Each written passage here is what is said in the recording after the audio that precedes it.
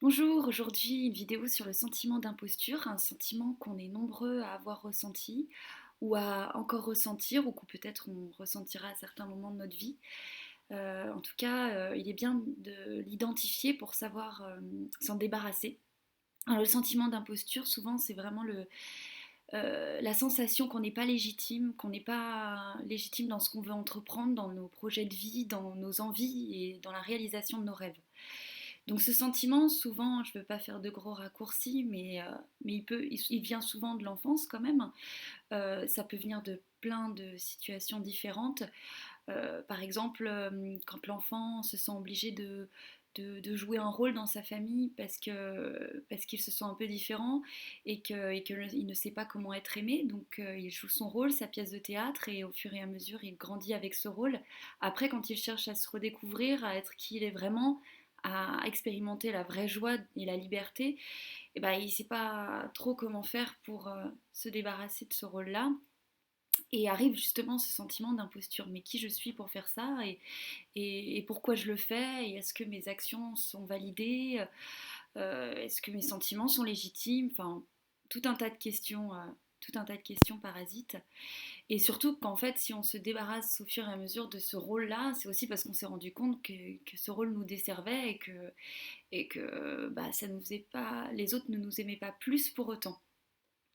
Ça peut être aussi le cas d'un enfant qui s'est senti, voilà, où la situation familiale était compliquée et l'enfant, lui, a compris qu'il était plus une gêne qu'une bénédiction, en gros, et elle l'a intégré comme ça, ou tout simplement des parents qui eux-mêmes ne se sentent pas légitimes, qui se sentent bloqués par plein de croyances différentes et qui n'ont aucune confiance en eux, et puis bah, malgré eux, transmettent ça à leur enfant, qui bah, lui-même après se sent pas légitime pour réaliser ses projets. Donc en gros, voilà, toutes ces questions et ce sentiment d'imposture amènent le chaos et des questions qui sont vraiment improductives pour la réalisation de ces projets. Parce que la réalisation de ces projets doit vraiment partir d'un sentiment de joie, d'une vraie envie, et rien doit remettre en question cette joie. Parce qu'en fait, ce qui découle après de ce sentiment d'imposture, d'illégitimité, c'est la validation extérieure. Donc là, on demande à tout un tas de gens de valider nos envies, valider nos projets, parce que nous-mêmes, on se sent pas, voilà, on n'arrive pas à se valider dans ce choix-là. Alors, je vais prendre un exemple d'une personne qui veut se lancer dans la confection de meubles. Et en fait, elle se lance déjà, elle a déjà appris certaines méthodes à l'aide d'amis qu'elle a observés, de livres qu'elle a lus. Et puis en fait, elle se rend compte que pour elle, voilà, c'est hyper simple, c'est facile, tout est logique. Elle arrive à faire des super meubles avec en plus des idées très créatives. Enfin, et en plus, à ses premiers clients, du coup, par le bouche à oreille. Mais cette personne-là refuse de monter son entreprise et de se lancer réellement parce qu'elle se dit mais je ne suis pas légitime, je n'ai pas de CAP ébénisterie. Donc il me faut cette formation absolument. Et puis là, voilà, cette décision entraîne un retard dans ses projets parce que bah, le temps, voilà, elle s'est dit il faut que je trouve une formation qui soit rémunérée parce que je dois subvenir à mes besoins en attendant. Enfin, tout un tas de choses en fait qui la freinent. Alors qu'en fait, la question à se poser, c'est qui fait les formations? Qui les met en place? Bah, des gens qui ont confiance en eux, qui ont confiance en leur programme de formation qu'ils ont à offrir aux gens. Et en fait, si vous avez l'impression que vous-même, en toute honnêteté, en toute sincérité, vous avez vraiment l'impression voilà, d'avoir intégré ces notions-là, pourquoi vouloir se faire valider par une formation extérieure? Sachant que je n'étonnerai personne en disant ça, il existe tout un tas de formations dans n'importe quel domaine. Et en fait, il y a des formations extrêmement riches, extrêmement intéressantes, et puis d'autres bah, creuses et pas très, oui, pas très intéressantes. Donc, si vous sentez que vous avez les capacités lancez-vous.